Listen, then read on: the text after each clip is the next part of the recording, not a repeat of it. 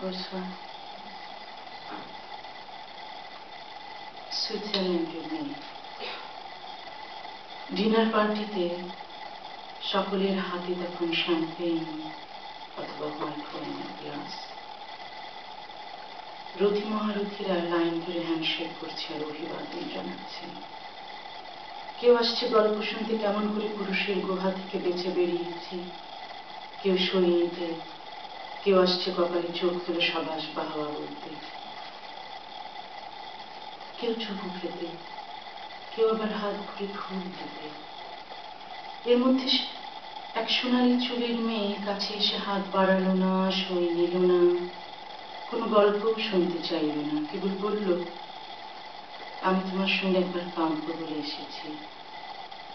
বলতে বলতে মেয়েটির চোখ ভরে উঠল জলে, আর আমার চোখেও তখন বুকের বাঁধ ভেঙে পুরো এক ব্রহ্মপুত্র উঠে আসছে।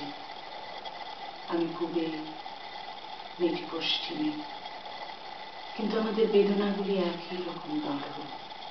আমি কালো, মেয়েটি দুধে আলতা সাদা, কিন্তু আমাদের দুঃখগুলো একই রকম নেই।